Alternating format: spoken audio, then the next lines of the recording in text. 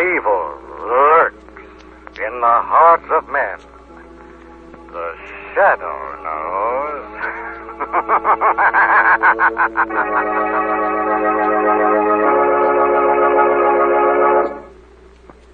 Once again, we bring you the thrilling adventures of the Shadow, the hard and relentless fight of one man against the forces of evil.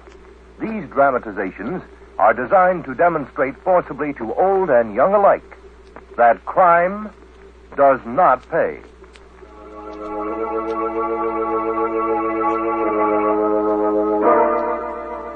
The Shadow, who aids the forces of law and order, is in reality Lamont Cranston, wealthy young man about town. Years ago in the Orient, Cranston learned a strange and mysterious secret: the hypnotic power to cloud men's minds so they cannot see him. Cranston's friend and companion, the lovely Margot Lane, is the only person who knows to whom the voice of the invisible shadow belongs. Today's drama, Monkey Woman.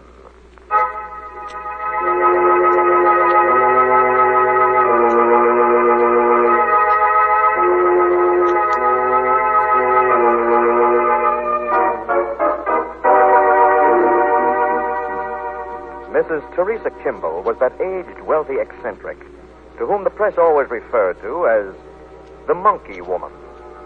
Her mansion stood in the woodlands within earshot of the Lotus Park Zoological Gardens, and she acquired her weird title by her extreme and fanatical devotion to the monkey tribe in all its shapes and sizes.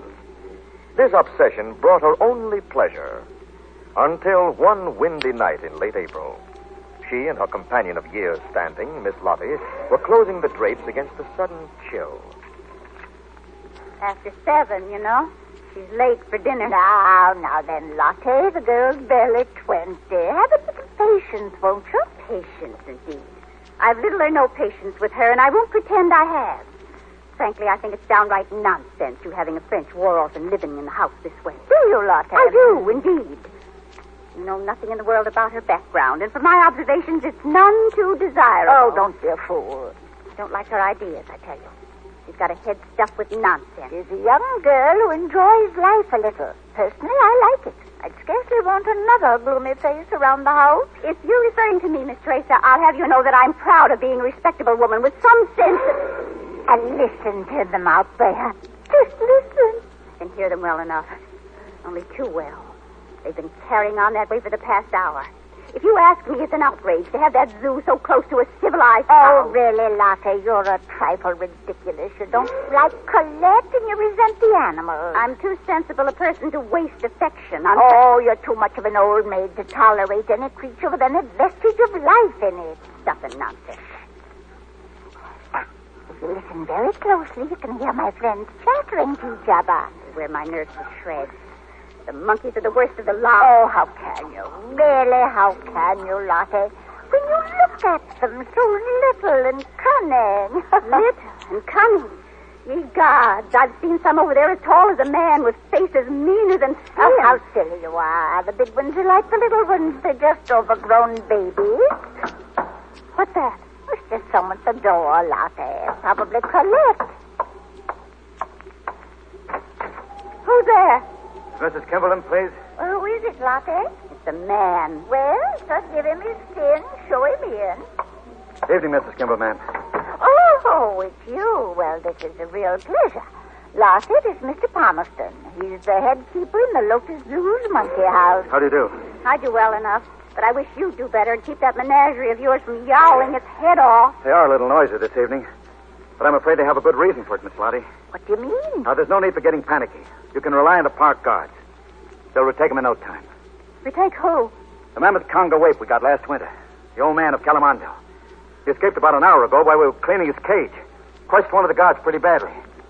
There's doubt that he lived. Well, whatever did you people do to upset him? Upset him? He's one of the very nicest monkeys I've ever known. Now, look, ma'am. We didn't do nothing to upset him. I've been around monkeys all my life. And if you ask me, he's the most dangerous ape that ever swung from a tree. Oh, Mr. Palmerston, how silly you sound. Maybe I sound silly, but I'll tell you this. You both better keep indoors and see to it your doors are locked until that beast is back in captivity. Well, I appreciate your concern, Mr. Palmerston, but I'm the last person on earth to be afraid of monkeys. Perhaps you don't know it, sir, but I've a will there in my desk made out in favor of the monkeys of the world. It's true, absolutely true. Can you imagine such a thing? Stay stiffer is all I can say. Well, I've got to be on my way. My work's cut out for me this night. I suggest you contact the administration office if you need help in a hurry. Oh, I think we will, Mr. Palmerston. Don't be too sure, Mrs. Kimball. My heavens. Now we're in for it for certain. We'll be killed, I know it. All of us. All of us. What are you doing with that house phone, Latte? I'm calling the gardener's cottage. For what? I'm going to get Manders to come in and protect us. Put it down. Put it down at once. But Manders is the gardener, and he will remain in the gardener's cottage where he belongs. He's not allowed in the main house. I've given him strict instructions. You heard me? Colette doesn't like the man. I don't know why, but I do not wish the poor girl to be upset. She's had a hard enough life. She'll have a harder life if the old man of Calamando walked. What's that? Quiet. Who's there? What was that? Who is it? It is me, Mrs. Kimball. Oh, Colette. I let myself in the front door. What's that noise? Oh, that was a chair in the dark. I stumbled over it.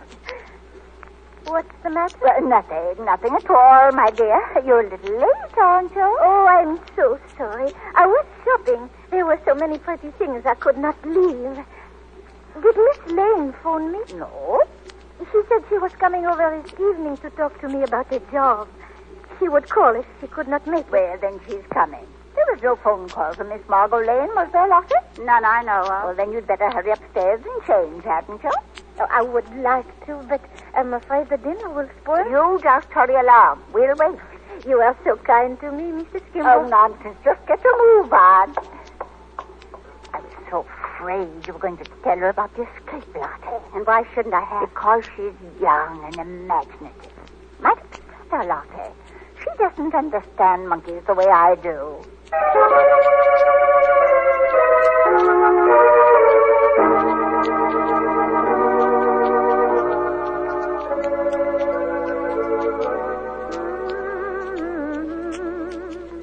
Would you be much laughter? No, Mrs. Kimball.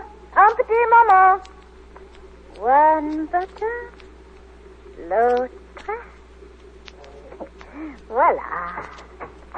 Coming. Je suis toute prête, madame. Sorry, I will.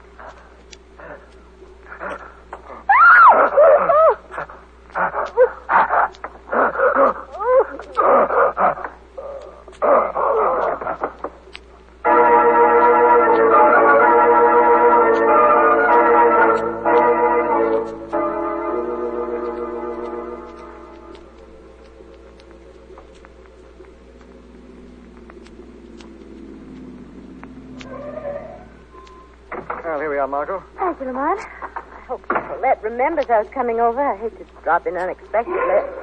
What on earth is that? Just the zoo is there beyond that fringe of trees. Oh. As I was saying, Mrs. Kimball's been awfully nice to the girl, but I think she'll be better off with a job and a little independence. Yes, most people are, I've discovered. Oh, where's the doorbell? No doorbell. Just a knocker. Oh, I see. Well, use it. We won't have to. Why not? Don't you hear? Somebody's coming to the door. Somebody's running to the door. That's what's going on, and... Hey! Why don't you look where you're going? I was looking, but I didn't expect a flying tackle.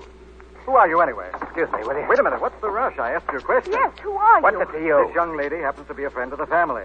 Well, so do I. Funny, I'd take you somehow for a second story man. Maybe I'm a very good judge of character, huh? You come with us. All right, friend. I'm... Hey, wait! God, That's the strength of an animal, that guy. suppose he's robbed the house? Come on, we'll see.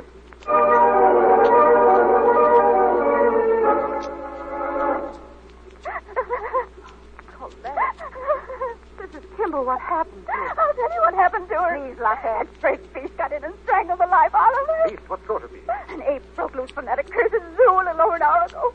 He's prowling the countryside. He broke in and murdered her. I'm not so sure he did. For the love of heaven, Teresa, here she lies at our feet. That doesn't prove the ape killed her. I heard the sounds from below. Not very clearly, Lottie. Besides, those sounds could be imitated By who? by a man. In my experience, the human animal is a good deal more cruel than the lower order, Mr. Cranston. A man would have to be pretty powerful to do a job like this. I agree completely. Manders. What? Manders the gardener. He could have done it.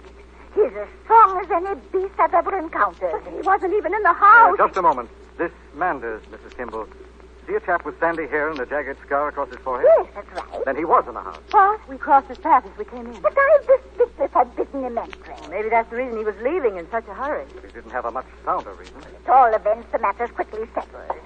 Where are you going? The library to phone the gardener's cottage and demand that young Mr. Manders put in an immediate appearance.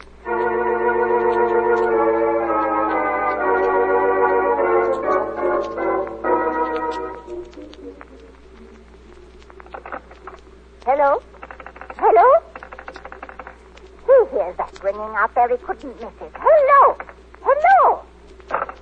Probably can't work up the courage to answer it. Very well, I'll go down and lead him back by the nose.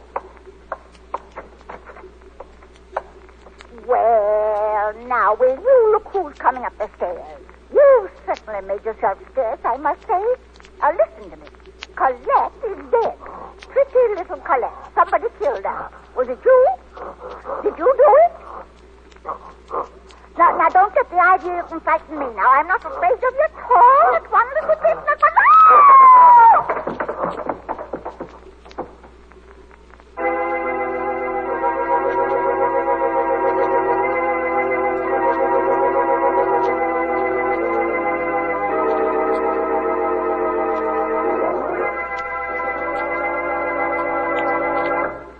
And now, the shadow.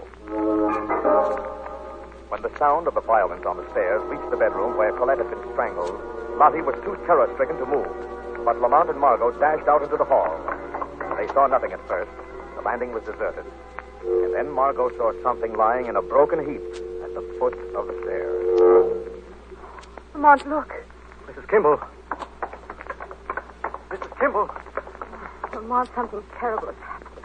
Get a doctor. Get a doctor. Afraid it's too late for a doctor to help her much, Margot. You mean she, too? Done in. Just like Colette was. Oh, no. Easy now, Margot. We've got a nasty job on our hands. All right. Who do you think killed her? I don't know.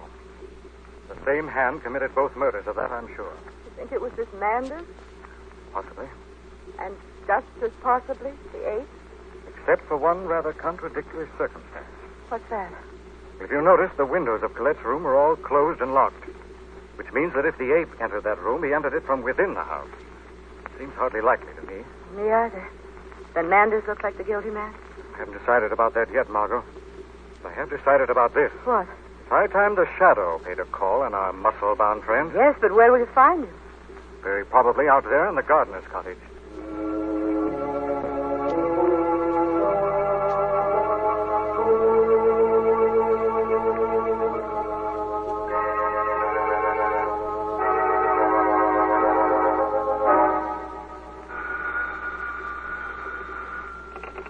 Hello, gardener's cottage. Yeah, Amanda's speaking. Yeah. What? What do you mean? How? When? You must be nuts. You're kidding. Well, you better be kidding. I'll fix your clock pretty, that's why. You heard me. Why, that louse. What's that? Who is that laughing? Who is it? Who is it? It's the Shadow, Manders. Where are you? Come out and let me look at you. You can't look at me. I'm in arm's reach of you, but you can't see me. What goes on here? What do you want from me? A confession. Confession? Confession of what? Murder. Murder, huh? What's the gag? Mrs. Kimball didn't think it was much of a gag when you broke her neck and threw her down the stairs. You're up the wrong alley. Why should I knock off the old lady? There's just the possibility that she left you a few dollars in her will. She wanted to collect and clear out. You're way off, boy. She didn't leave me anything. Not a dime. She didn't make that much sense. What do you mean? Well, the old crow was going to leave all her money to the monkeys. What? Just what I said. She was going to leave every sou to the monkeys of the world. Till Colette come along. And then? I understand it, she was just about to make out a new will, splitting the dough between the girl and the baboon. And there's the motive. You killed them both out of jealousy and hatred. You got me wrong, boy. As far as I was concerned, nothing was too good for Cole. Listen. It's coming from the big house. Stay where you are, Manders. I'll attend to whatever's wrong. Meanwhile, the shadow will be watching you.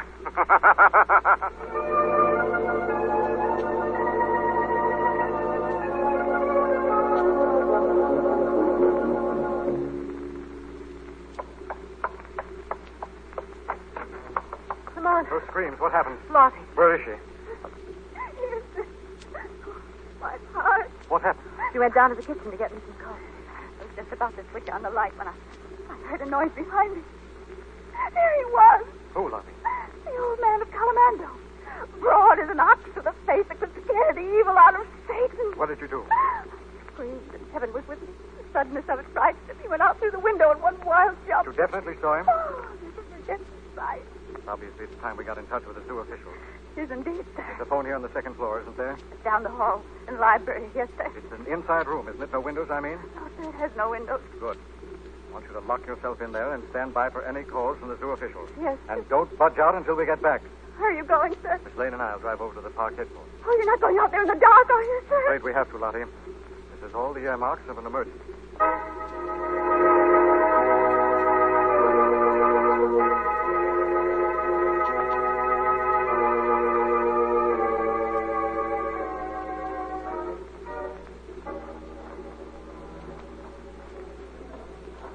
Not so fast, Lamont. It's so dark out here. You know, Margot, I like excitement, but if it's all the same to the gods of adventure, I just as soon have a human opponent. Now, here's the car. Inside, Margot.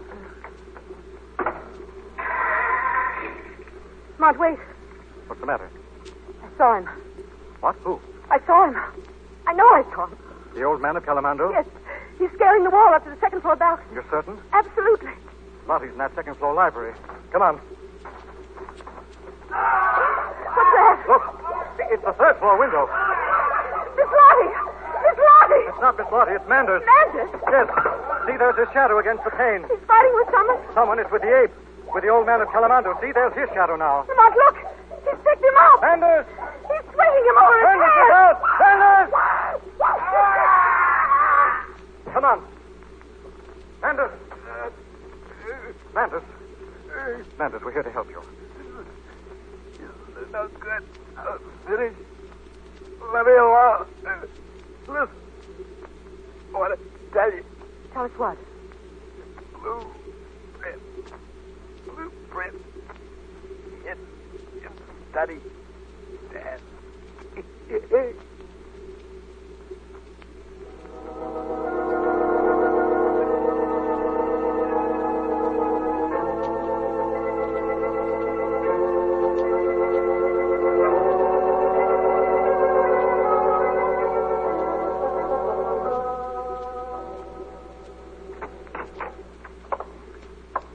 Second floor library is the only study in the house, Margot.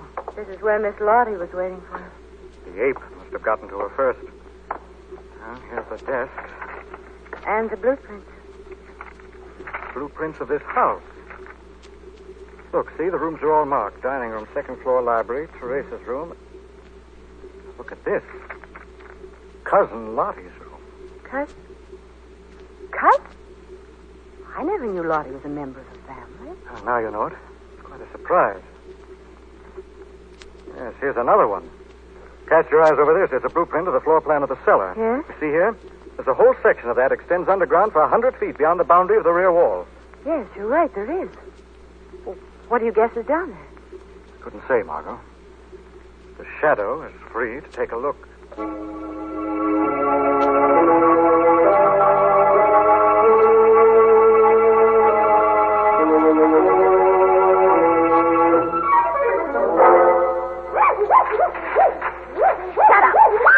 Shut up, you in the cage. All right. I don't get it, Miss Lottie. Why did you add Manders to the list?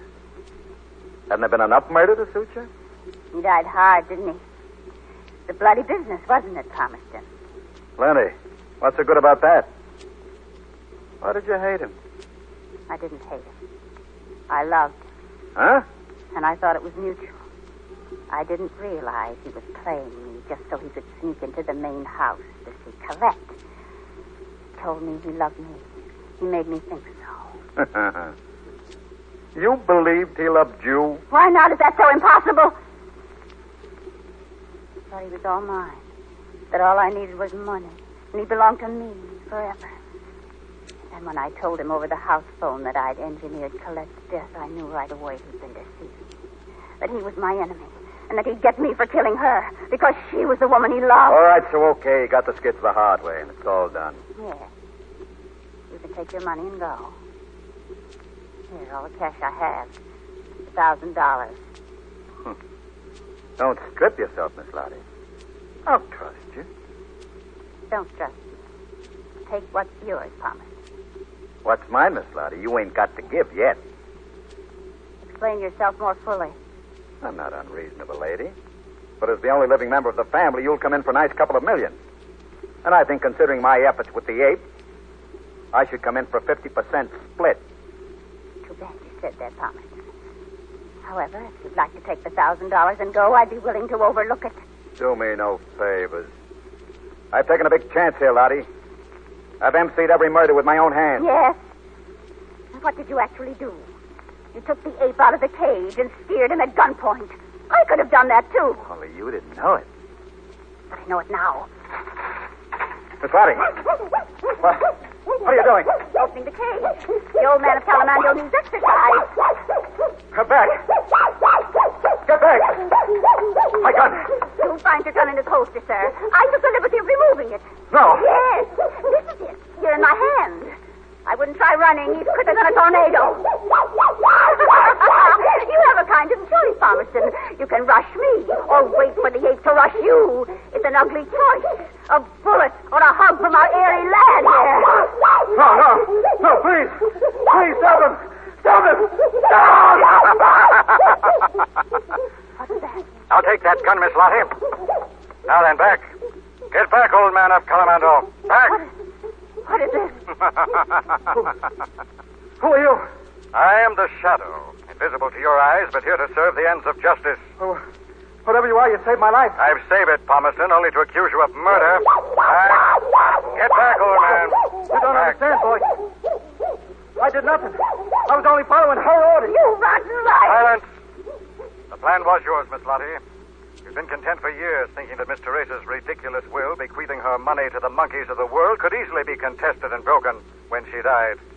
However, when Colette appeared and was about to become a beneficiary of a more reasonable will and testament, you knew you had to act fast. You plotted the ape's escape with Palmerston, and then with its aid killed the girl and Teresa, keeping it housed down here between its crimes. How did you know this? I discovered it with Manders' help. Manders, the man you also destroyed out of jealousy, and because you were afraid he'd expose your murder of his beloved Colette. Don't come any closer, old man. Back. Time you went back behind bars and stayed there permanently. I have an idea that's exactly what's going to happen to your two friends.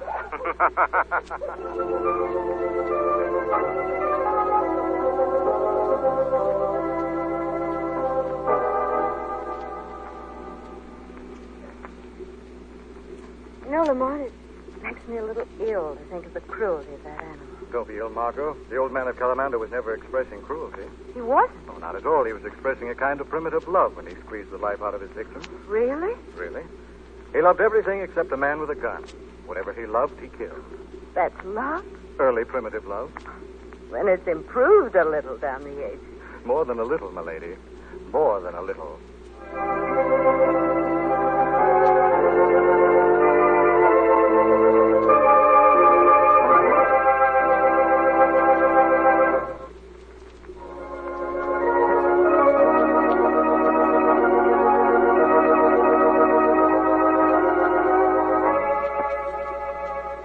This story is copyrighted by Street and Smith Publications, Incorporated. All names and places are fictitious. Any similarity to persons living or dead is purely coincidental. Listen again next week, same time, same station, when the Shadow will again demonstrate that The weed of crime bears bitter fruit Crime does not pay. The shadow knows.